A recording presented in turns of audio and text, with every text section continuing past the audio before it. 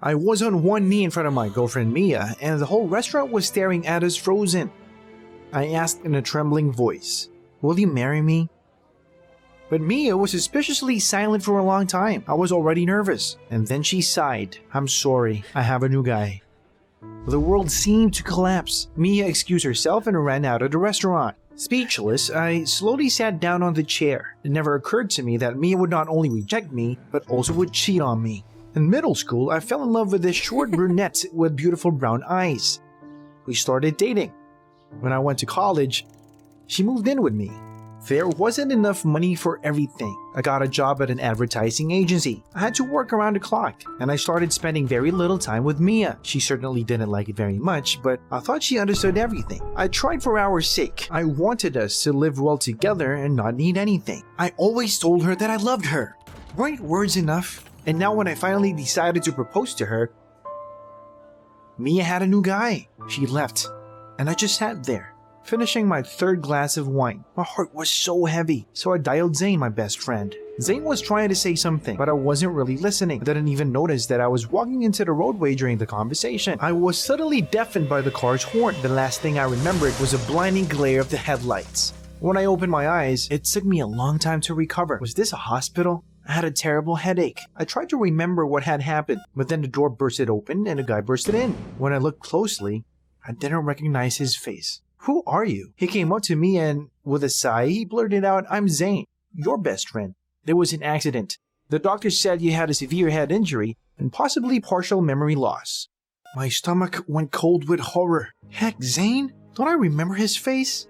Wait, what about Mia? She must be worried. I took off running, but he shook his head and said sadly, "I'm sorry, man, but Mia left you." It was like being doused with ice water. But how? I remembered how good we were together. I wanted to propose to her, but Zane told me not to worry.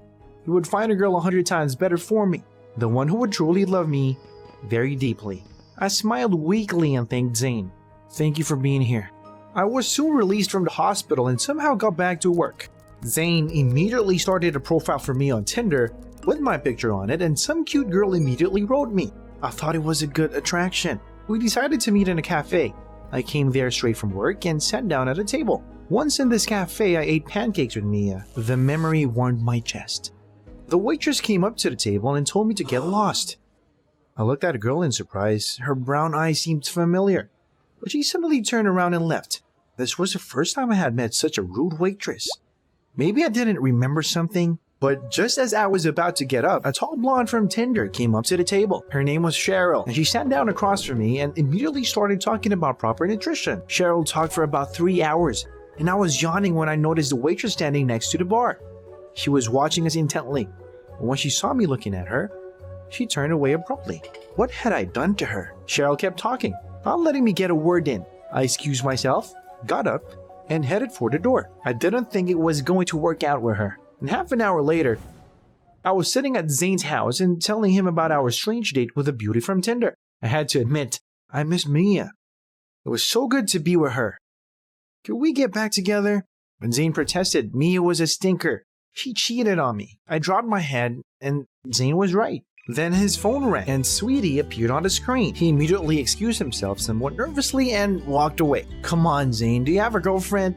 As long as I could remember him, he never dated anyone. Because of this, the three of us often went out together. Zane, me, and Mia. As soon as I thought of her, I felt sad again. So wait, there are still a lot of girls on the ground. After waiting for Zane, I talked a little more with him and then opened my Tinder account. It was time to go on a date. Soon I was sitting in the same cafe, but the girl from Tinder did not appear. I waited for her for an hour, which I could have spent on work. Then the negative waitress walked by. She grinned and quipped that I looked like I'd been dumped. But before I could answer, someone stumbled into the cafe, screaming. I turned around and saw a drunk man.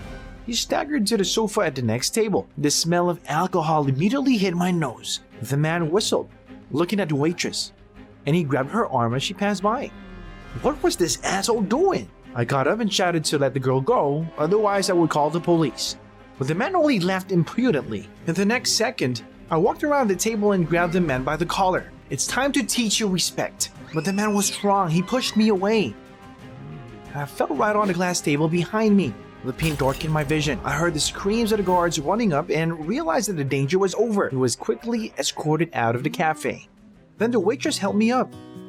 She looked at my hand in horror. There was a fresh cut there. It looked like I got hurt when I fell on the table. The waitress immediately took me to the back room to treat the wound, and she was nice to me for the first time. And suddenly, she thanked me for standing up for her. It's nothing, any guy would do the same. She touched my hand and said she didn't think I was so caring. What do you mean? But she immediately caught herself and left the back room, saying that it was time for her to work. I could still feel her touch. And then I decided to wait until the end of the shift to take her home. Maybe I might have a chance with her, right?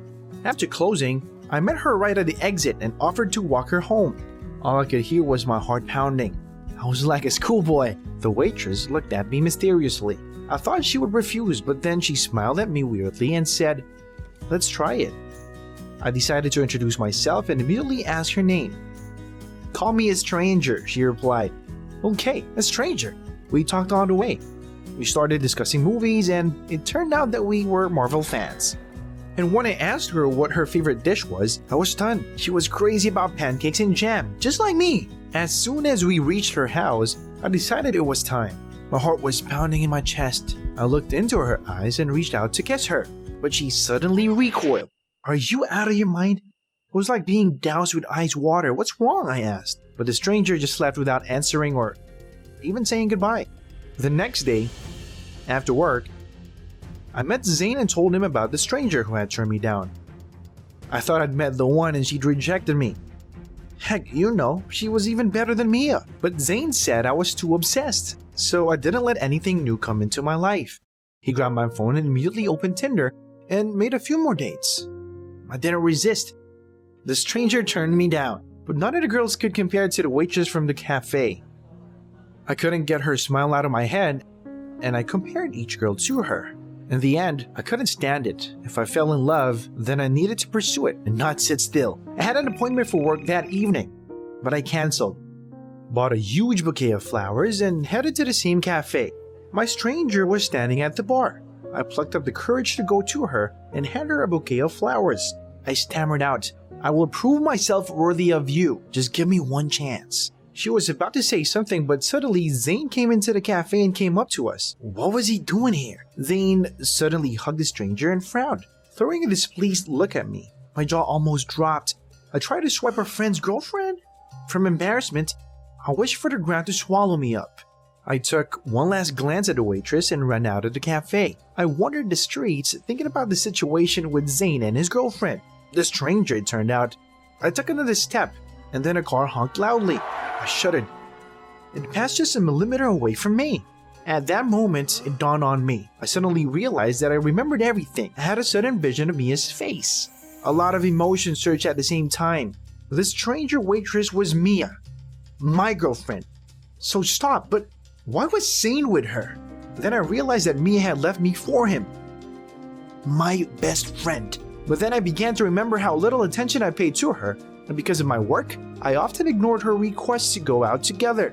Mia told me more than once how much she missed me, and I worked all the time. What a fool I was. I messed it up myself. Heck, but Zane, how could he do that? I clenched my fists. He had been hiding the truth all this time and manipulating me under the guise of supporting me, and all of that in order to take my girlfriend.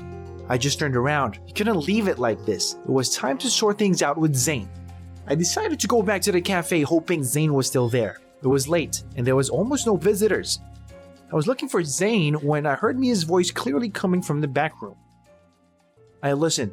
Mia was telling someone in a trembling voice, almost crying, that she still loved me. In recent days, when I was courting her, she realized I was her destiny, and that she regretted dumping me, and it happened all like this. And then I heard Zane's voice, who kept saying that he was better than me, that I'd give up on Mia again like I did before. Hearing his words, I threw open the door and walked in just as Zane pushed Mia. Mia! I managed to catch her and then glared at my former friend. Didn't expect me to remember everything, buddy. Zane tried to hit me, but I dodged him. I immediately hit him back. He would know, jerk. After that, Zane, with his hand against his nose, sarcastically wished us domestic bliss and left. I hugged Mia. So we stood in silence for 20 minutes. Then I came around and whispered, "Will you go on a date, stranger?" We never broke up again, and a month later I proposed to her again. Guess what she said? And I also realized if you love a person, words alone are not enough. The main way to show your love is to give you time and care.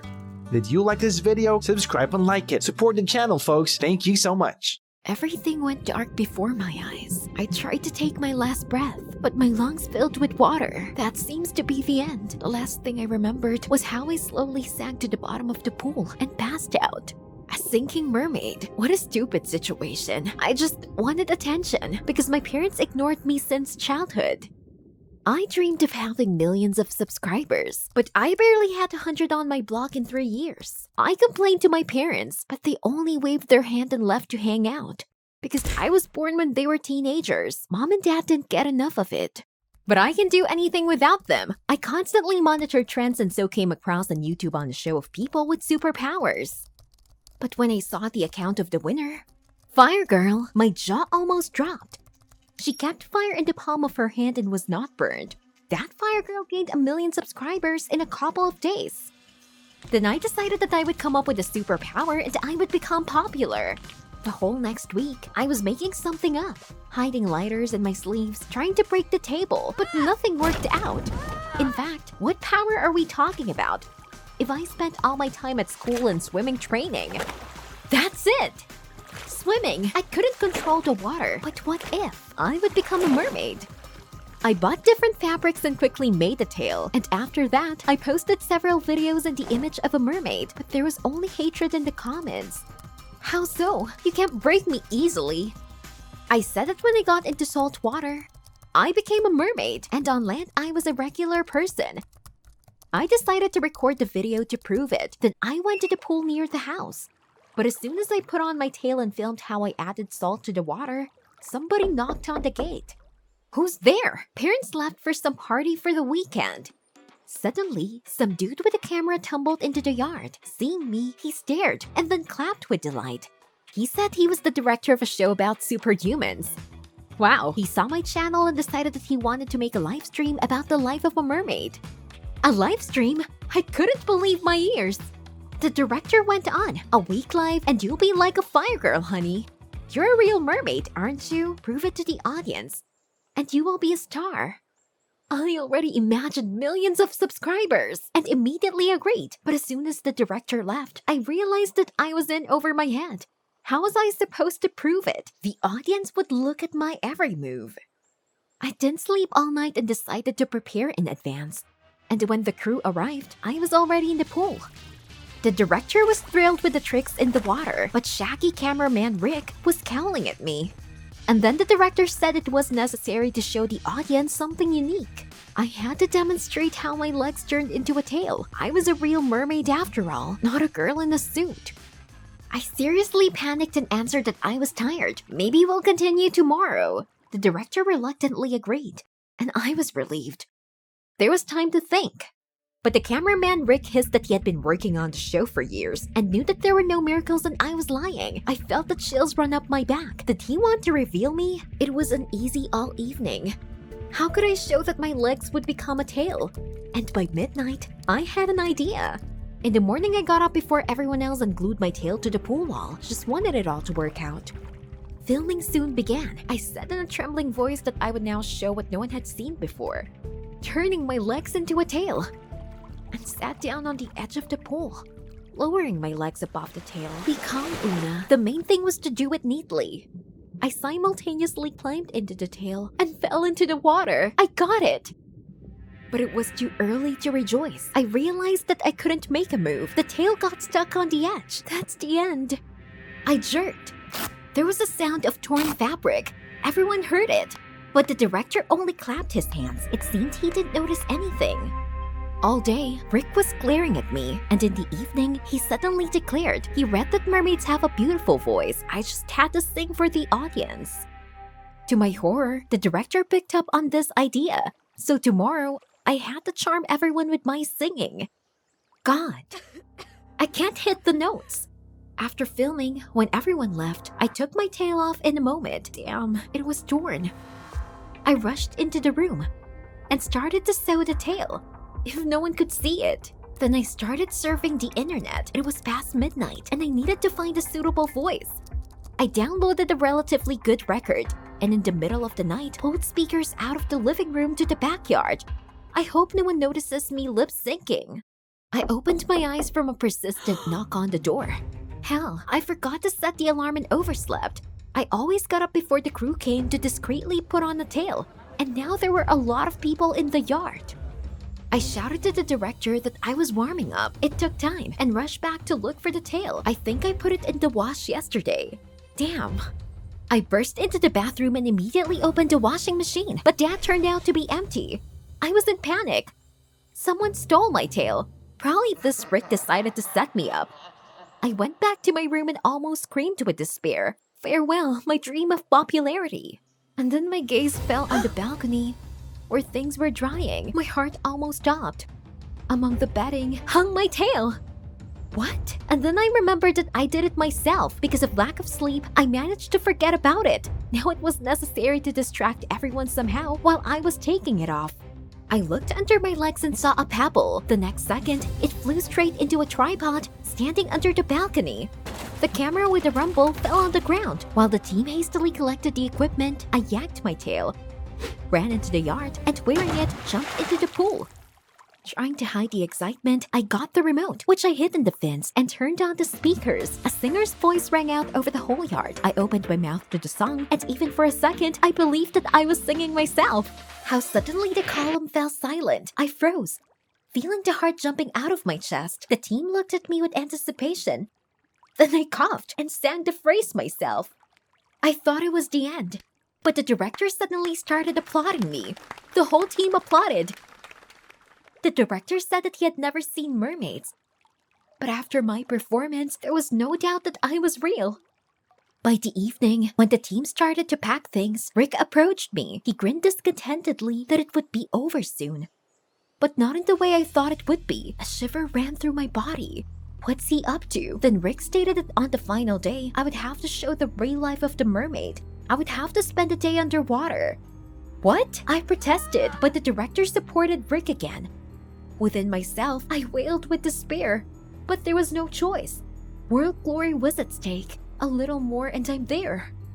So in the middle of the night, I went to my parents' garage. My mother said she was diving, and I really needed help. I was sorting the boxes for a long time, but there was only trash. In despair, I was ready to break down. But then I propped up against the closet. The door opened and I saw an oxygen cylinder inside. The size was suitable. I could hide it in a tail. If only there was enough oxygen for a day. In the morning, I was shaking with tension, but immersed myself in the water, trying to stretch an oxygen tube through the swimsuit. Una, you can do it. A day underwater. That's okay. The first time was not difficult. I showed tricks and depicted a happy face. But then the operator called me on the surface. I'll finally exhale. I surfaced, and he only mockingly asked, "The mermaid did not go hungry?" And then he handed me algae. The director agreed with him. I was a mermaid and would eat them underwater. It was so nasty. I tried to chew and breathe through the tube at the same time, and all because of Rick. When half an hour was left before the end of the life, oxygen was almost at zero. I tried to take shallow breaths, but the director asked me to show the signature somersault under the water. Suddenly my head was swirling, and I grazed the tube with my hand. Not that! I tried to breathe in and froze. Oxygen did not go. Oh no, did I really damage the tube? It was impossible to retreat. It was necessary to hold out at all costs. Only 7 minutes to go. I held my breath for as long as I could, but suddenly everything around started to go dark. The last thing I remembered was how I slowly sank to the bottom of the pool and passed out. I woke up in the hospital room. I came to my senses for a long time when I noticed the phone on my bedside table. With trembling hands, I opened the show on YouTube. It was scary, but I wanted to know what happened. I thought I was hated, but I was surprised when I started reading comments. The video had already been watched by 6 million people. The audience wrote that they were worried about me and loved me very much for bravery. It didn't matter that I was not a real mermaid. It was important that I wasn't scared to overcome myself and become her. Tears welled up in my eyes. So I can be interesting without the tail? At this point, My parents rushed to me, but they had to be at the party. I thought I would get a scolding, but instead, Mom and Dad hugged me. Mom kissed me.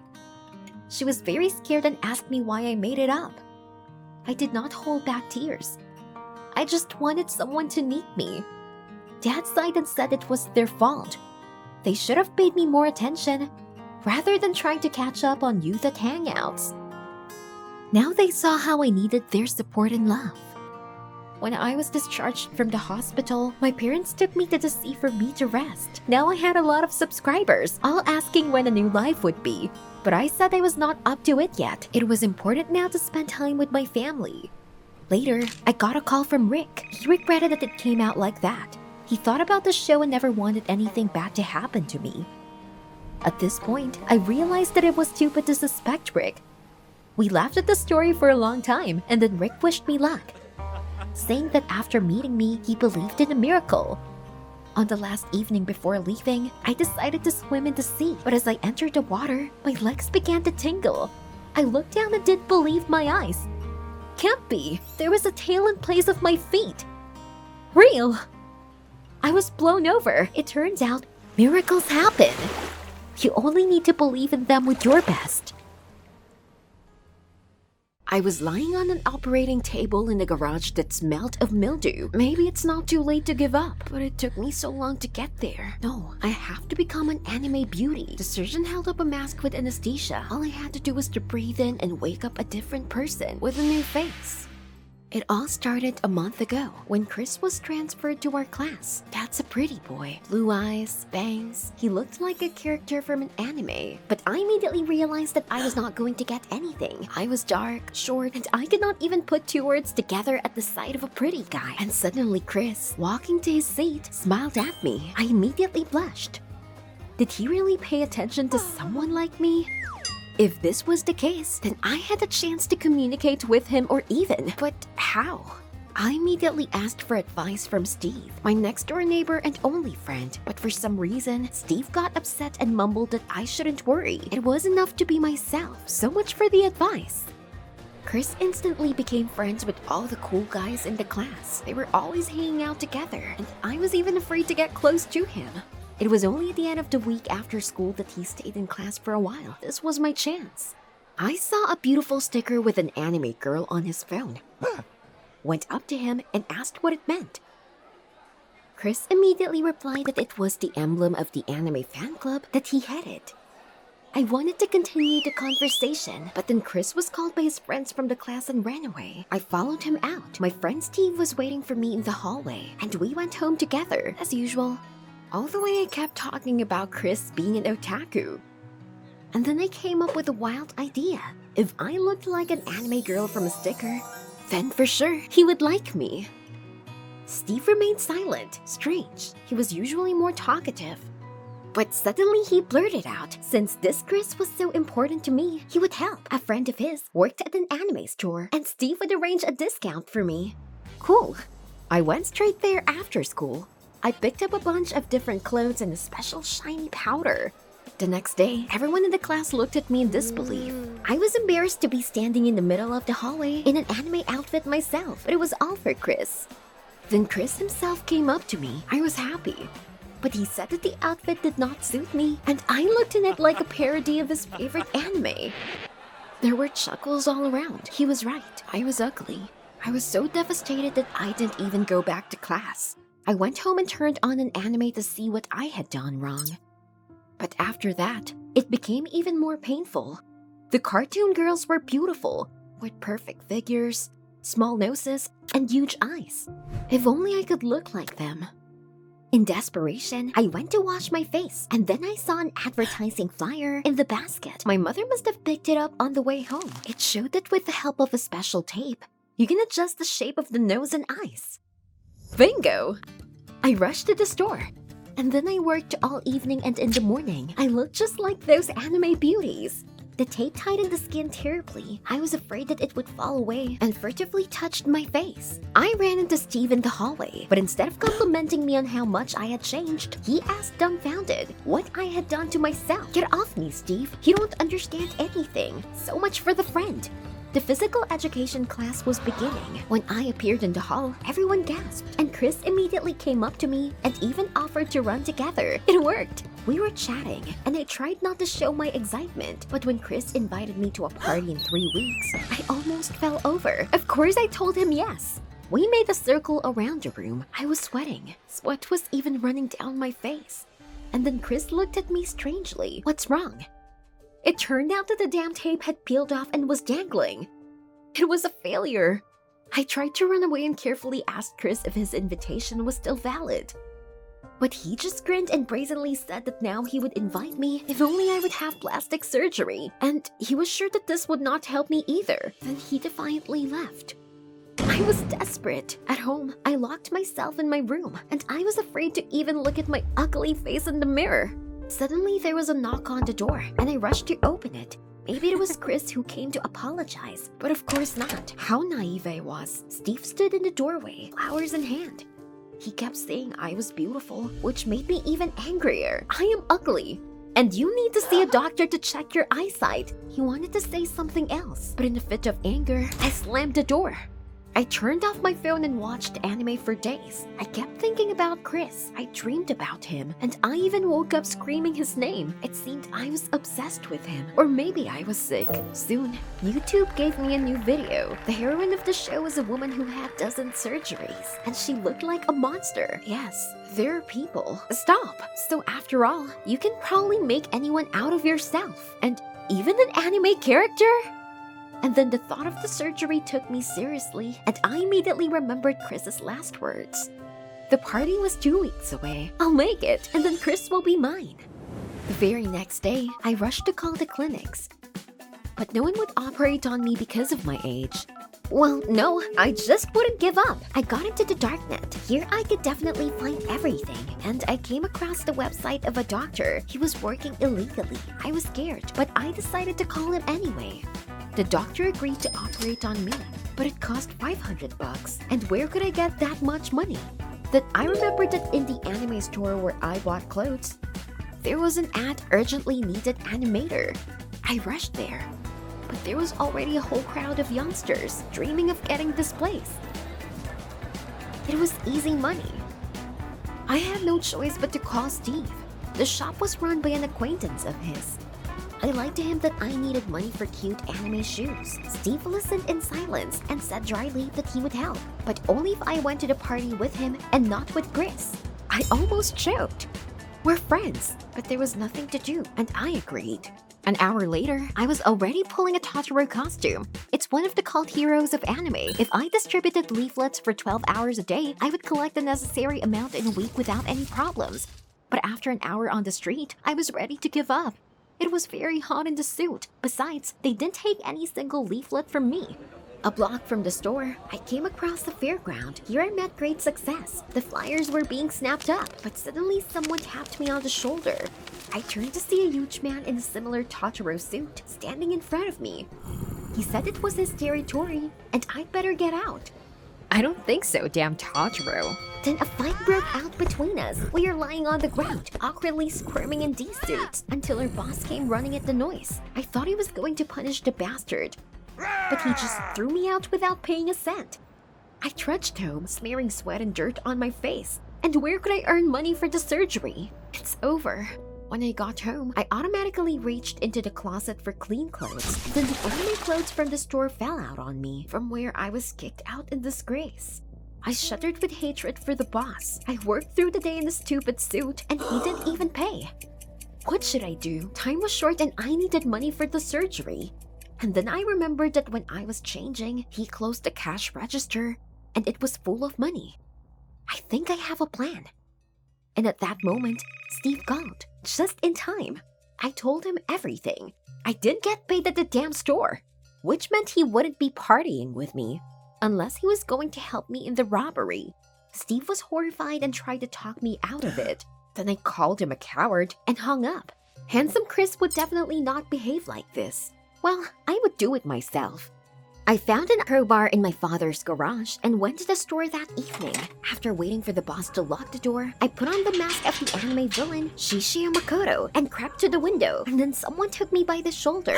I was stunned with fear. Steve was standing behind me. He took the crowbar from me, saying that the whole neighborhood would come running at the sound of the glass, and handed me the keys. He managed to steal them from his friend.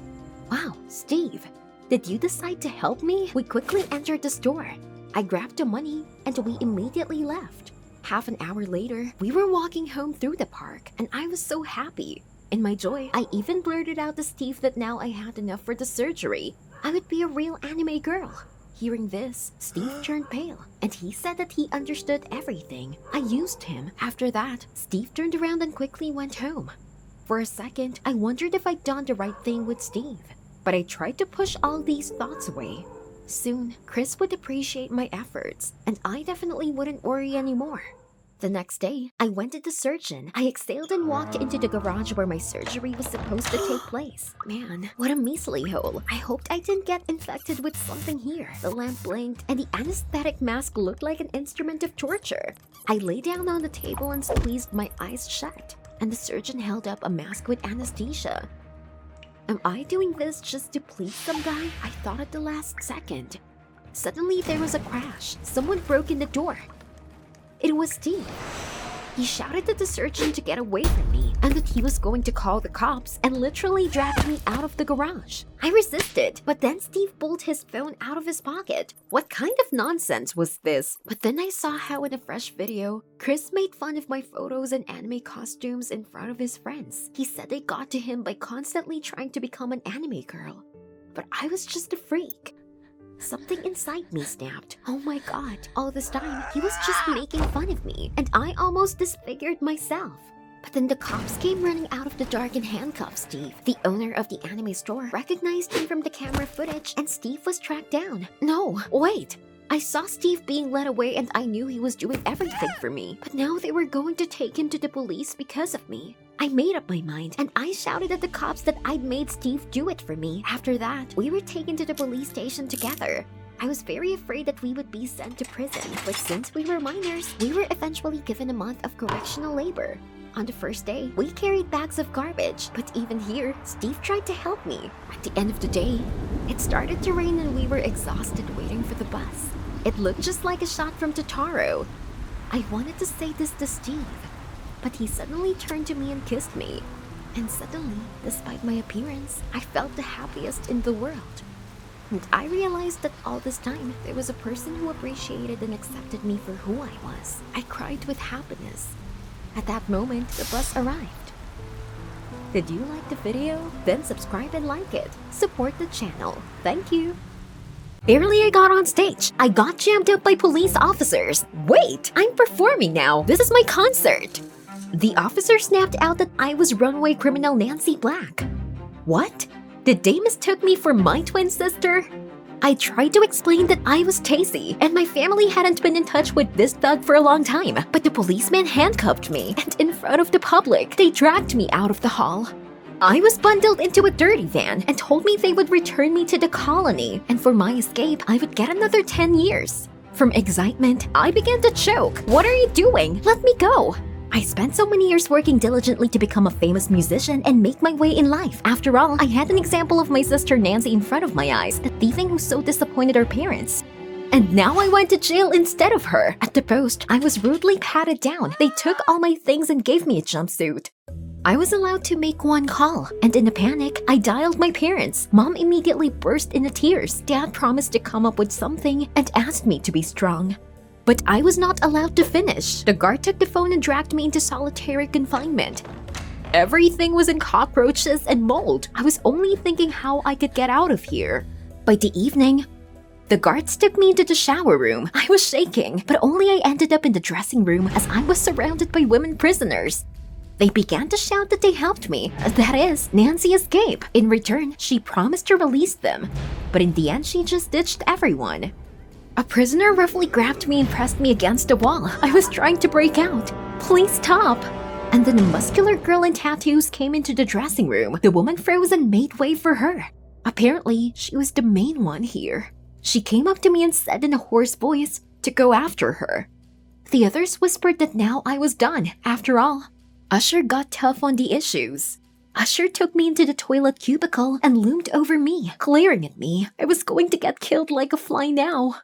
But then Usher said she knew right away I was not Nancy. I would have taken everyone down.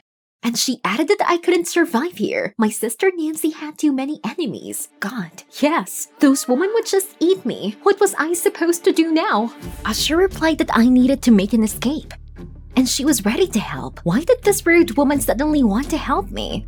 Usher told me that she was contacted by my parents. They were her school teachers, and they knew she was in the prison now. In return for my freedom, they promised to take care of her little daughter who got into the shelter. Who would have thought that such a criminal might have a child? Usher said she could arrange my escape in a week. There was less security in prison on holidays, but I had to help her organize everything. But most importantly, to train hard, because I was too weak for escape. All night I could not close my eyes. I was afraid of Usher. But there were no other options to be free. From the next day, she made me do push-ups and wound-up circles on every walk. Prisoners were staring at us, but when Usher was around, I wasn't scared. On one of the walks, I was so out of strength that I even started crying. Then Usher felt sorry for me and allowed me to rest. She went to get water and suddenly I realized Usher was not around, which meant that the prisoners would tear me up. I tried to run away, but they already blocked my way. But we were called out by the guard. Gather for lunch. The prisoners began to leave, shouldering me painfully. It's not over yet, bitchy. One of them hissed. Already in the dining room, I met Usher, and she reported that she had a working idea. I was a musician, right? So I could remember the movement of the floodlights as a musical rhythm. Usher added that she played piano with her daughter. Suddenly I noticed tears in her eyes. But she turned away and pretended that she sneezed. I was surprised because there was so much pain in her words. I had no idea how she was suffering because of separation from her daughter. For the next few days, Usher continued to train me so I could get past the floodlights, which turned on in the prison yard under a special system. We memorized the order in which they turned on. Floodlights went along the rhythm of the waltz. 1 or 2 or 3, 1 or 2 or 3. 1 or 2 or 3. And soon I was making progress. I was engaged in music for so many years, not for nothing. Surprisingly, even Usher started praising me. There was one day before the escape, but we never decided what to do with the security. Out-talk them or hit them in the head. Usher offered to set a fire and distract the attention of security. But for this, she needed alcohol because it easily caught on fire. I was surprised, but Usher said they saw the rum in one of the cells under the radar, and now I needed to get it. These prisoners would definitely finish me, but Usher said it was time for me to learn to solve problems on my own. And she added they were always afraid of Nancy, and you should take an example from her. Then at night, I neatly got out into the hallway and went down the wall to the cell where the prisoners kept rum. As soon as I got to the door and sneaked into the cell, someone said in the dark that the mouse had come into the mousetrap itself. I froze in fear. At this very moment, I heard Usher's voice in my head. You need to solve problems on your own. Back to your bunks! I shouted hard and hit a light switch. Lights in the room went on. Prisoners froze and glanced at me. They obediently cleared the way for me, opening access to the bottles. I grabbed the first one and quickly exited the cell. I went back to Usher. Look what I got! But as she uncorked the bottle, she winced and shouted that it was tea. I took the wrong thing. I saw that Usher was very upset. I messed up her whole plan. But she already promised my parents to help me. Who else would look after her daughter? Usher hung down her head and began to remember how she and her daughter played the piano for the last time. And that's where it dawned on me. What if we put on a concert in prison? All security would be there and we didn't have to distract them. I offered Usher to speak with other prisoners. And at the concert, she would be able to play a waltz for me. And it would be easier for me to navigate when I escaped, when I got to the prison yard, and when I bypassed the floodlights. Usher looked at me and agreed. We would definitely do it. On the same evening, the administration got musical instruments for us. Every night, Usher and I rehearsed. And she managed to play well.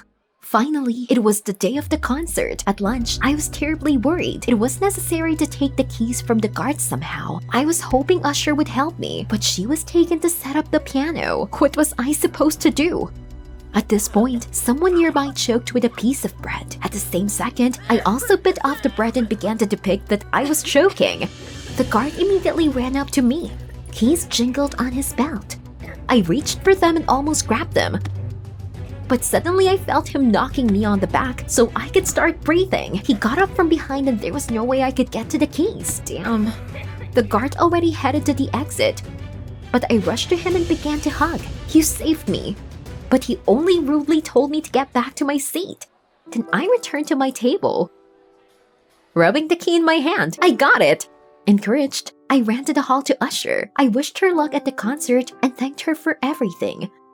But I suddenly hesitated. Saying goodbye was terribly sad.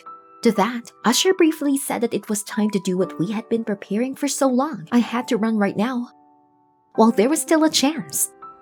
When all the security gathered in the hall, I walked discreetly into the hallway. I already opened a few doors and was at the exit, as suddenly I noticed the security guard next to it. Damn, why wasn't he at the concert?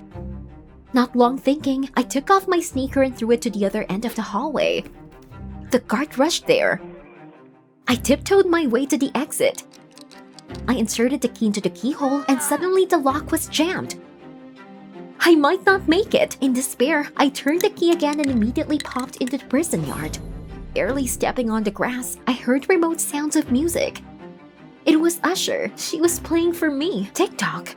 Strained to hear, I was carefully sneaking past the floodlights, orienting on the rhythm. 1 or 2 or 3. I walked almost to the fence, but suddenly Usher lost the rhythm, and that's when I slipped. Damn, the floodlight blinded me. There was a deafening siren wailing. And then I rushed to the fence. I had to get there.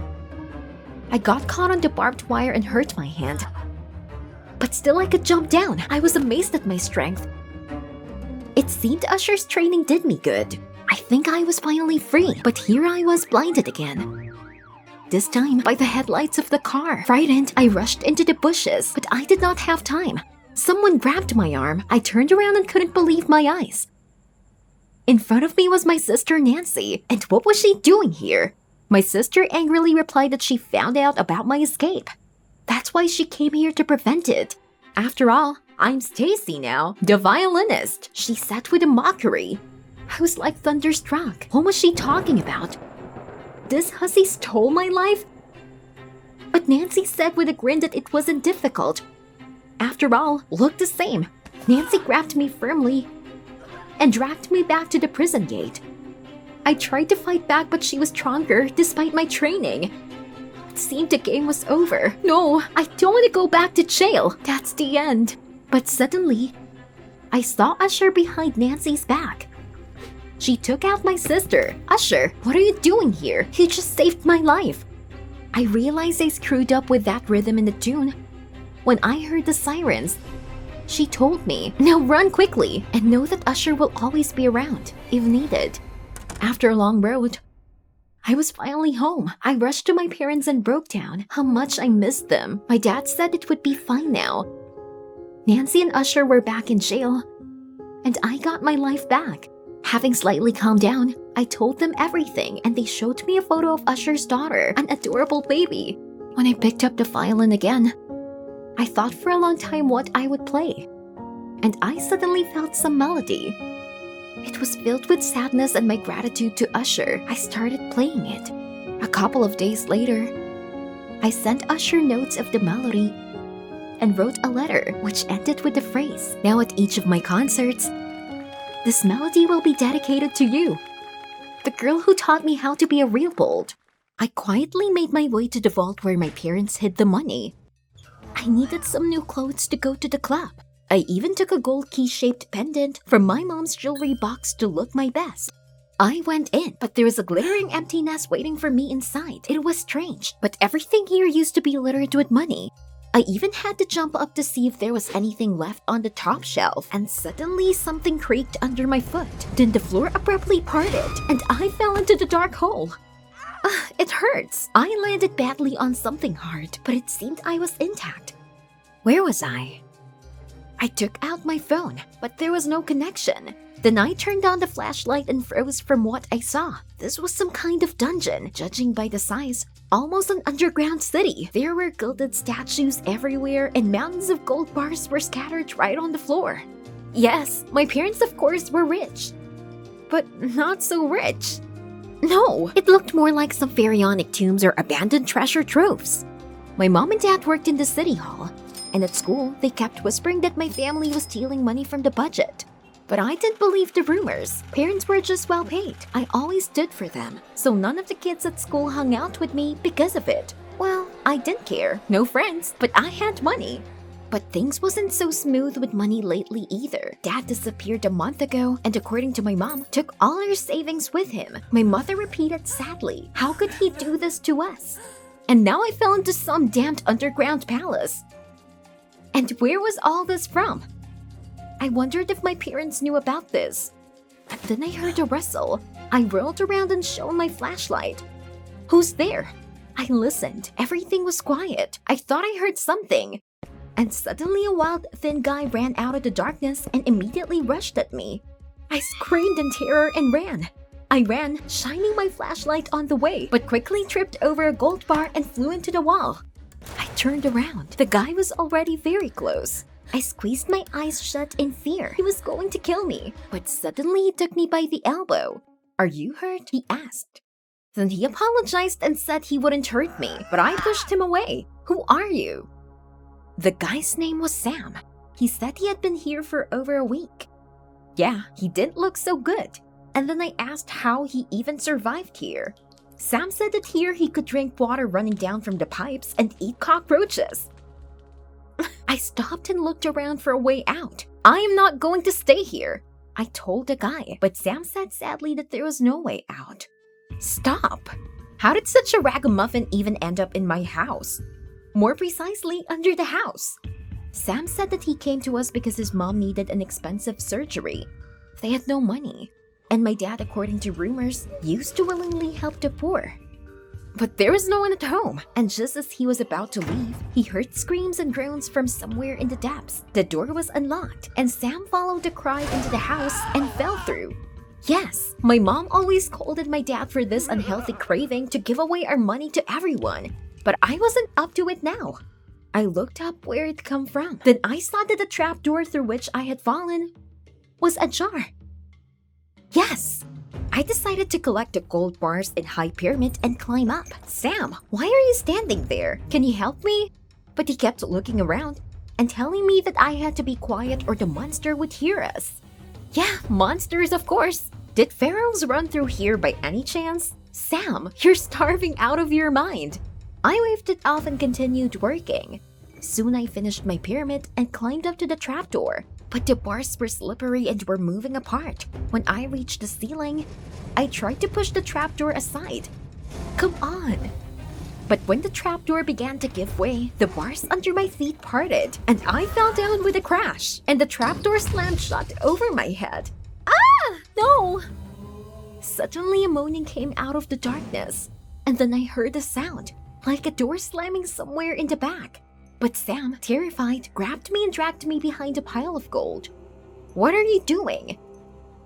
We have to run to that door. And then Sam started pointing with a shaking hand. I peered carefully from cover and saw a figure in the dark. It was approaching us. Sam whispered that this was the monster, and if he finds us, we were finished. I was very scared. I tried not to move. And suddenly the monster let out a brutal roar and bent down to us. The light from my flashlight lit up his emaciated face. It was Dad. What's going on?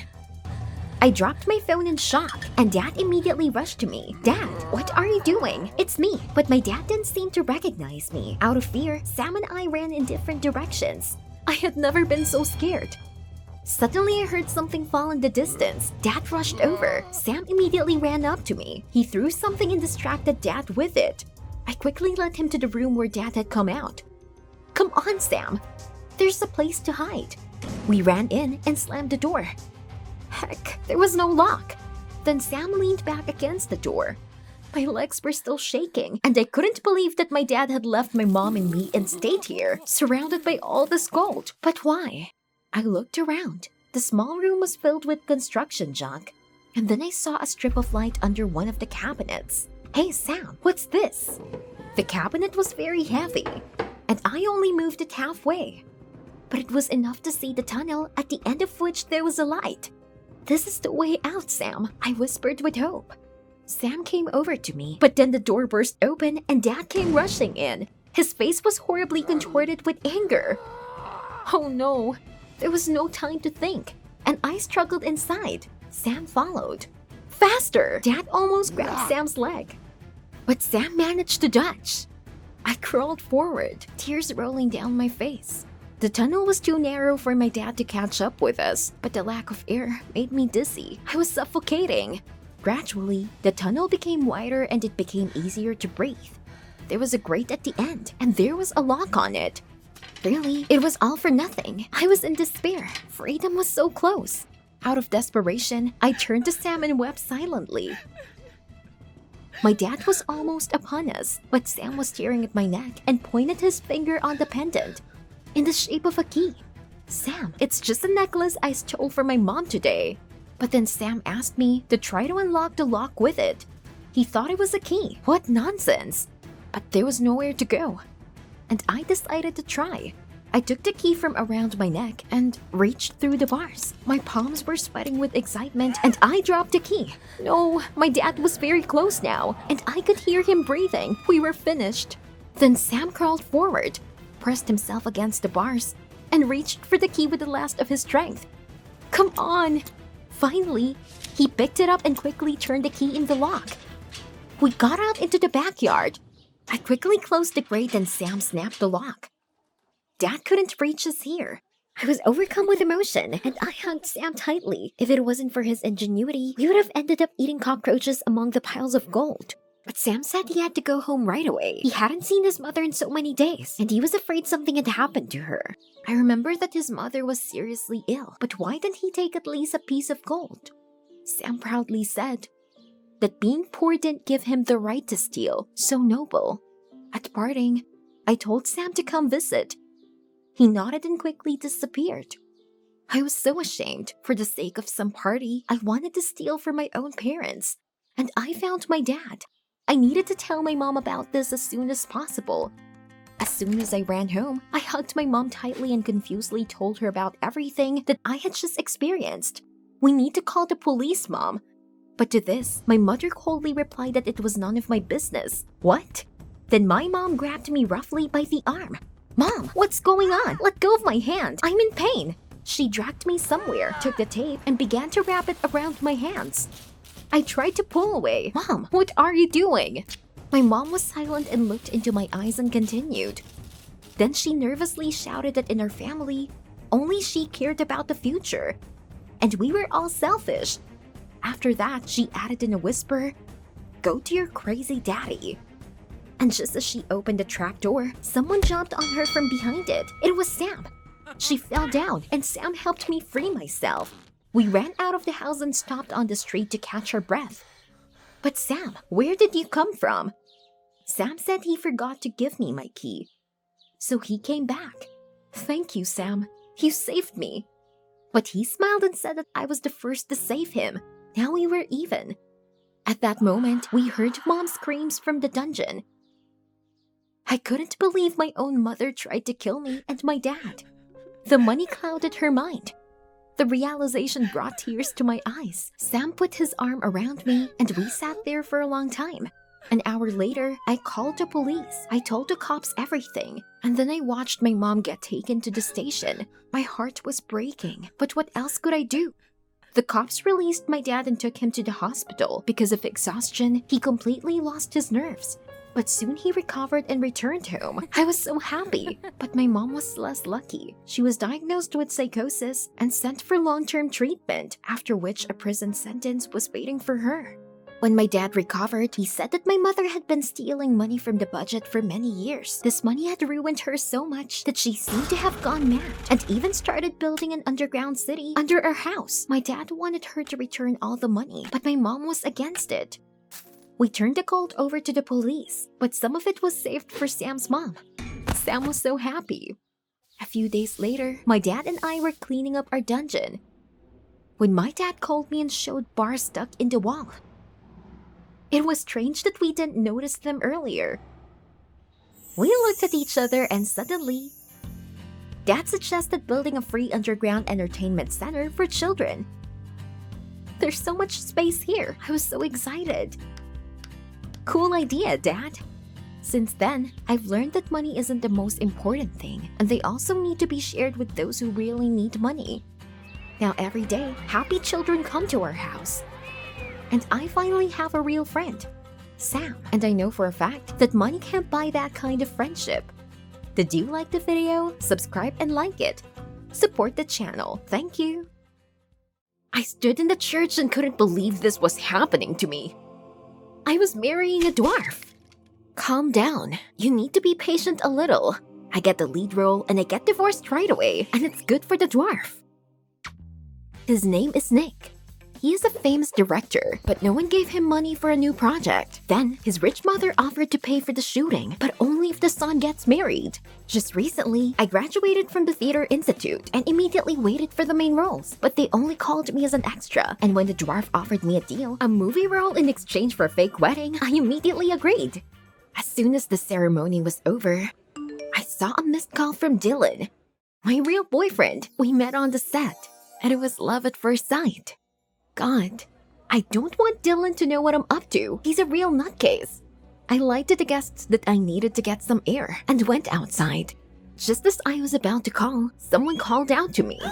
I almost dropped my phone in fright, but when I turned around, I saw the dwarf. Nick thanked me for my help, and then we heard a click of heels.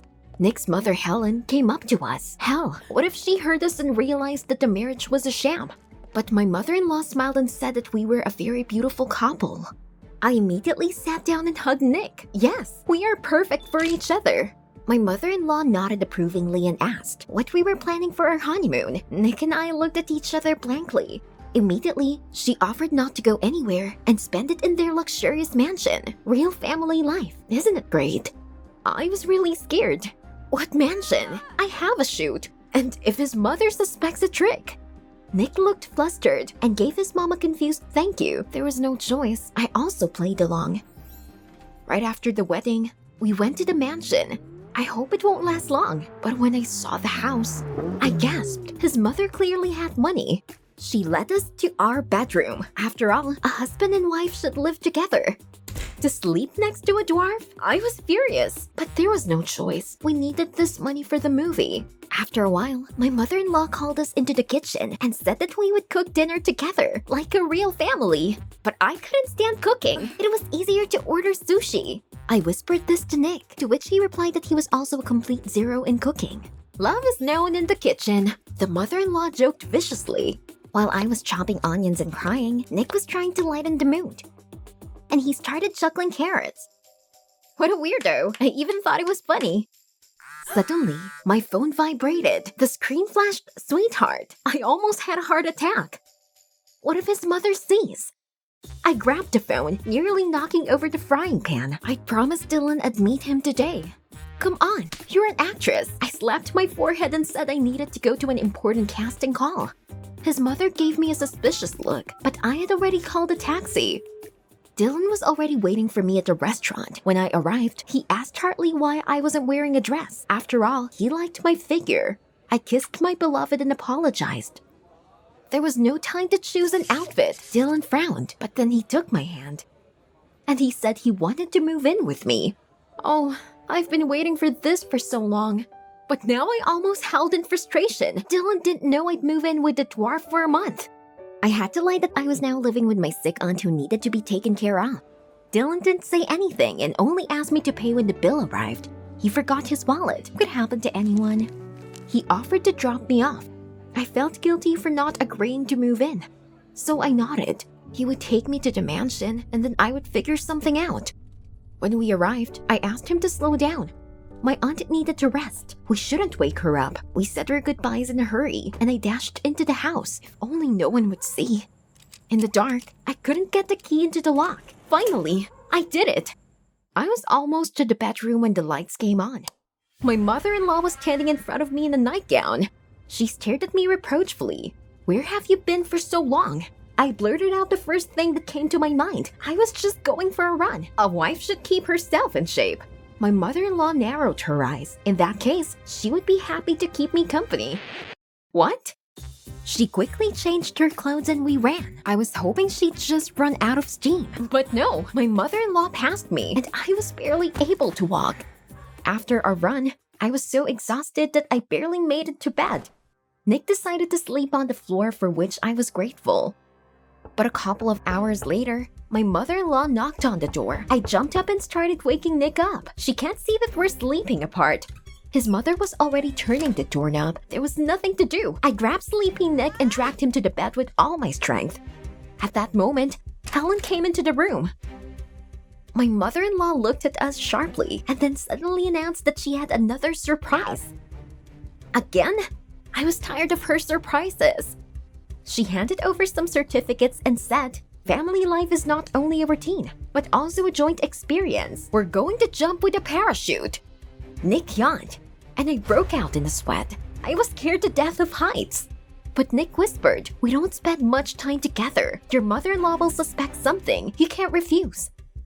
We gathered and waited for his mother, but after a couple of minutes, she came out and said that her plans had changed. We would have to go ourselves. Was she kidding us? Nick noticed that I was worried, and he tried to lighten the mood all the way. Okay, maybe it was not so scary, but when I saw the helicopter where we were supposed to jump from, I found it hard to breathe. I don't want to go there.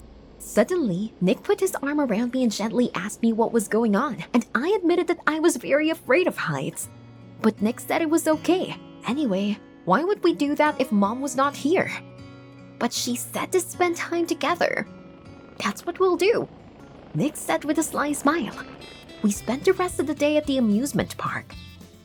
Nick tried to cheer me up, bought me cotton candy, and joked about everything. Even about his small stature, to which I replied he had a huge soul. And then I stumbled. I used to be repelled by Nick's appearance, but today I never thought about it. It turned out that he was caring, kind, and had a lot to talk about. When we returned home, laughing, I even thought my mother-in-law smiled at the sight of us.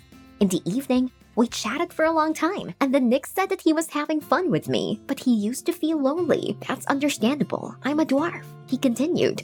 But I protested. That's not the point. I also often feel sad, but everything is fine with my stature. And I wondered, why did I say that? I have a boyfriend, Dylan. Then I realized that I never had a heart-to-heart conversation with him like this. The thought terrified me. I said goodnight to Nick and turned back to the wall. The next day, Nick and I went grocery shopping on his mother's behalf. And when we got back, my jaw almost dropped. My mother-in-law was sitting with Dylan, drinking tea. What's happening? I didn't understand, but Dylan came up to me and put his arm around me and said he was very happy to meet my aunt. Then he kissed me on the cheek and added, "I wish you dwarf to find a girl like my beauty." This was a failure. I looked at my mother-in-law in horror. She told me to get out of there with my boyfriend. Nick was silent. Tears began to well up in my eyes. I was so close to crying, and Dylan still didn't know what had happened. In the street, he said that my family would calm down soon and we would be able to move, and we wouldn't even have to pay rent. While I was trying to collect my thoughts, he called us a taxi. We drove in silence, but on arrival, Dylan again asked me to pay. He said he forgot his wallet again. It was like a slap in my face. Wait, are you dating me just so I can pay for you everywhere? Dylan chuckled. Well, it certainly wasn't because of my personality. In tears, I shouted that we were breaking up. How could I ever love this jerk? I went back to my apartment and cried for a long time. Something snapped inside me. But I was awakened by the rumbling of my own stomach. I had to go to the store. Out of habit, I went to the department of semi-finished products, but suddenly stopped in front of the shelf with onions, remembering how we cooked with the whole family, albeit fake. God, did I miss them? But at home, I couldn't eat a morsel. Nick would definitely support me right now. The thought of him warmed my heart. Why did I think about him so often? Then my phone vibrated. It was Nick. I picked up the phone and was about to apologize when he excitedly informed me that my mother-in-law was in the hospital. I jumped. What happened?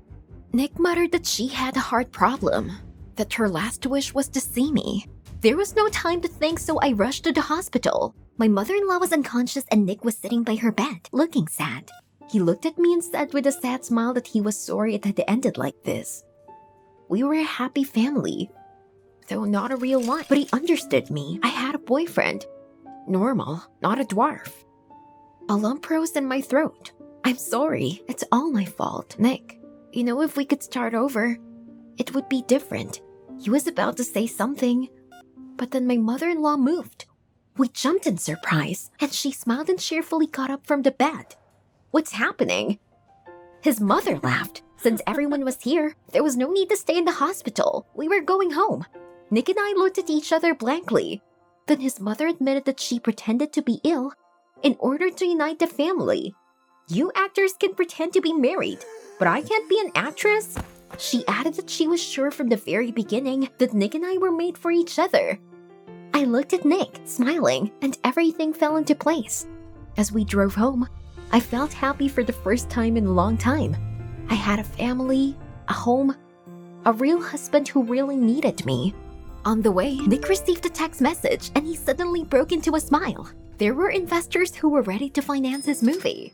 His mother's money was no longer needed. He looked at me and asked if I would play the lead role in the movie. I was happy, but after thinking about it, I said that I would go to the casting like everyone else, and I winked. If our family doesn't mind a working wife. But it wasn't the role that made me happy that night. I looked at Nick and saw him not as a scary dwarf, but as a loved one.